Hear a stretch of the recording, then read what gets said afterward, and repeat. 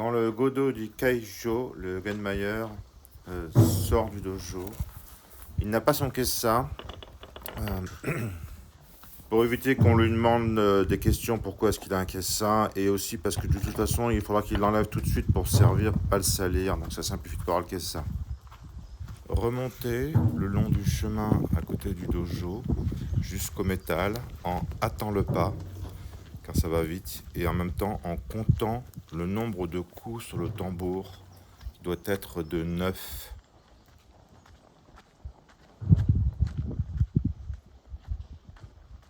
Il est 9h du matin, il y a eu 9 coups, donc maintenant Félix sait qu'il peut commencer le métal. La première phrase, c'est 2 coups moyens, un faible, un fort.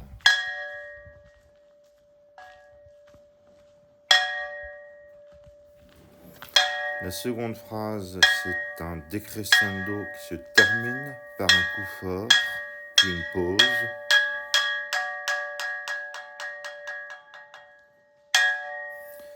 Ensuite, un deuxième décrescendo qui se termine aussi par un coup fort, avec une petite pause, un petit coup avant le coup fort. C'est subtil, mais ça fait une petite différence entre le deuxième décrescendo et le premier.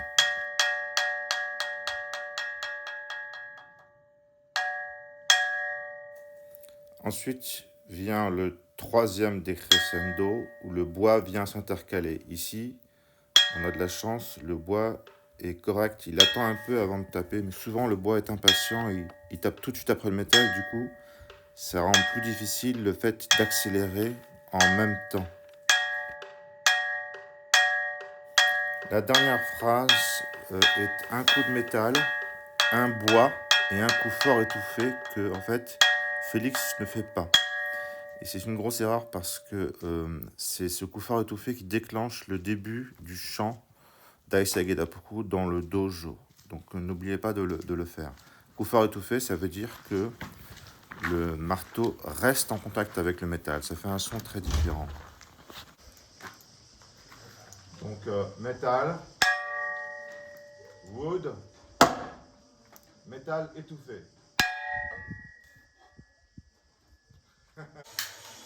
Mettre le feu sous le thé afin qu'il soit bouillant. Mélanger la genmai afin que la consistance soit bien homogène partout.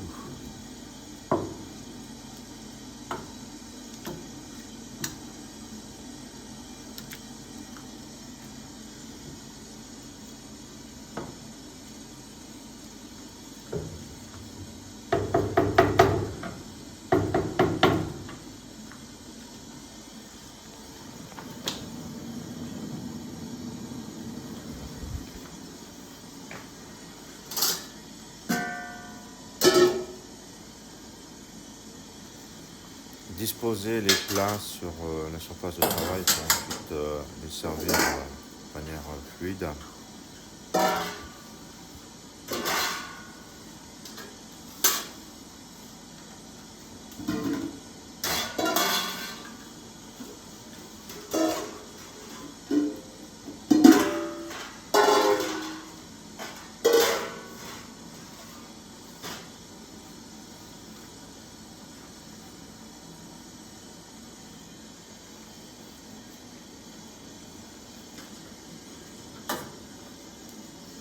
Ensuite, avec la grosse louche, on fait un va-et-vient entre la marmite et chaque plat, un par un, en mettant d'abord une grosse louche dans chacun des plats.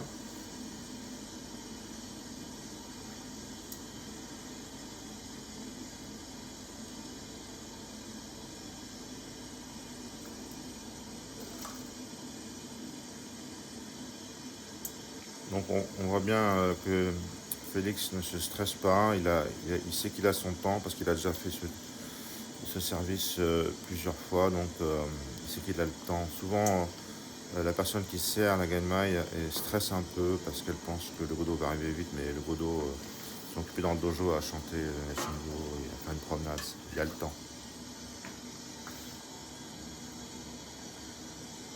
Donc après, Félix refait un passage en mettant cette fois-ci une demi-louche dans chaque plat pour compléter. Il faut savoir qu'une grosse louche, déjà, ça fait pour 6 personnes.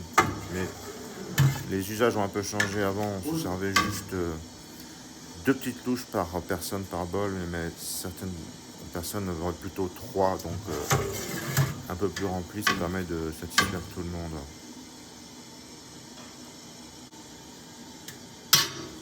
Donc là maintenant il change de stratégie parce qu'il n'arrive plus trop à remplir sa grosse touche, donc il va chercher un autre outil, cette espèce de spatule avec un bord plat qu'il utilise pour remplir la grosse louche dans la marmite. D'accord. Et après quand cette grosse louche est raisonnablement remplie, paf, il va la vider dans les plats. Ça lui permet de tout vider, c'est important de tout vider. Parce que s'il reste de la ganmaille dans la marmite, la personne qui va venir la laver ensuite va simplement la jeter et ça va lui être plus difficile de la laver en plus. Donc c'est très bête. Donc il faut bien vraiment tout vider la ganmaille pour la servir. Donc ici Félix a nettoyé un peu les bols. C'est normalement le service qui le fait et il couvre maintenant les plats pour que ça reste chaud. Alors ça dépend, des fois la ganmaille est bouillante et pas besoin de la couvrir. Avec moi c'est comme ça, mais en même temps des fois la cérémonie dure longtemps parce qu'il est par exemple avec certains godots, ils préfèrent faire une très longue promenade. Dans ces cas-là, oui, il faut couvrir parce que ça prend trop de temps. Ou si c'est l'hiver qu'il fait froid dehors et qu'on fait la cérémonie dehors, le printemps, ben bon, il faut mieux couvrir dans ces cas-là. Donc, faut gérer ça, il faut gérer le fait. Dans tous les cas, c'est bien que la ganmaille soit servie quand même chaude.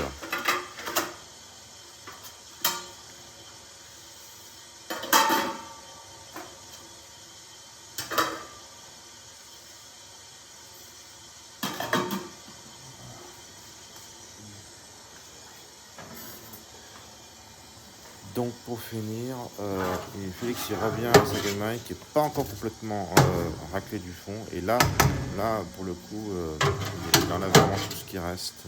Avec une louche un peu plus petite, il a eu l'idée de prendre une louche un peu plus petite que la grosse louche qui lui permet de facilement finir de vider. Et il le fait après parce que maintenant les plats qui sont à servir en fait sont déjà servis. C'est en fait un plat de rab, donc ça lui permet de ne pas être pressé par le service pour terminer, que ça tranquille. Là vous pouvez voir que Félix a vraiment bien raclé le fond, il ne reste plus rien dans la marmite.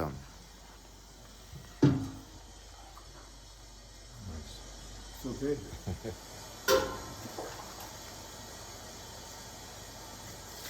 Pour finir, il faut servir le thé. Et le plus simple, c'est de prendre un broc, le plonger dans la marmite et servir les autres brocs. Après, une fois que tout est servi, c'est bien de couvrir les brocs avec un bol pour que le thé reste vraiment bien chaud, pour qu'on puisse laver nos bols avec.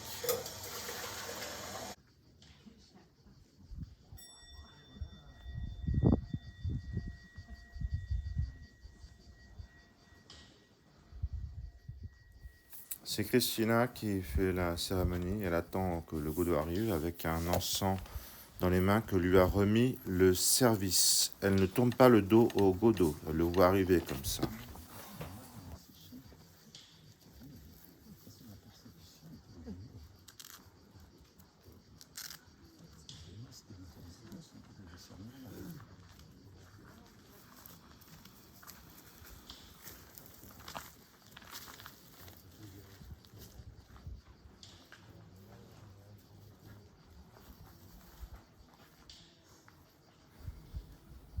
Un petit gâchot et ensuite le godot et le Genmayer montent à l'hôtel. Le Genmayer se déplace un peu sur la droite.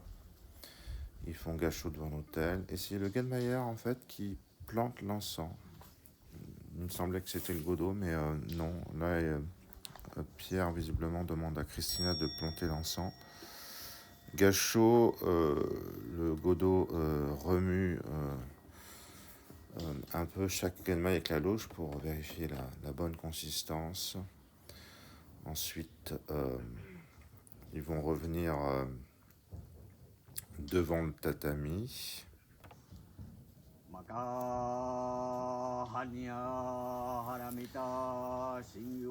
Dépliage de zagu. Avant, je donnais un zagu au Ganmayer qui n'avait pas de kessin pour faire comme le Godo, mais la dernière fois que j'ai fait ça, Christophe a dit que c'est pas la peine. Donc si le Ganmayer a juste un rakusu, il n'a pas besoin de déplier son zagu. Ça sert à rien, on n'a pas besoin de protéger le rakusu. Donc ensuite, il y a une séquence de 9 pailles. À chaque paille, il y a un coup de clochette et au 9e, il y en a 2, donc comme ça. Le Godo et le Ganmayer savent que c'est le moment de replier le zaku.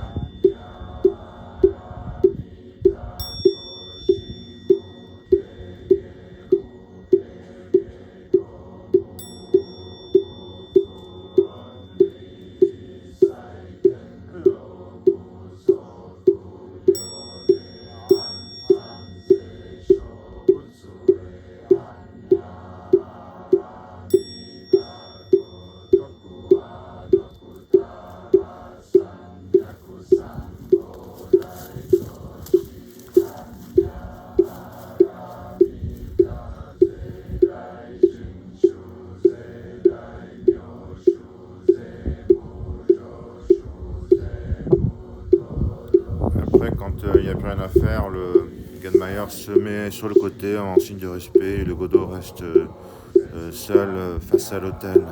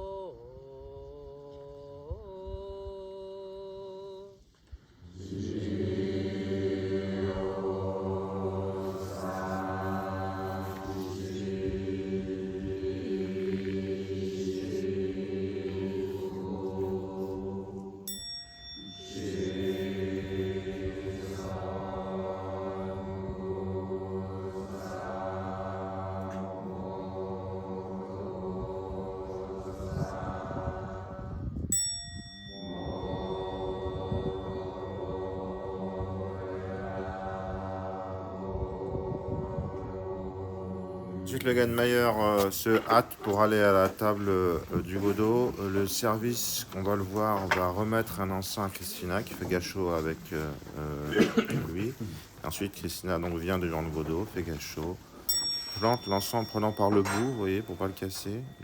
Des fois, c'est un peu dur. Et puis, elle refait gâchot. Et c'est fini, elle peut aller manger sa Ganmayer.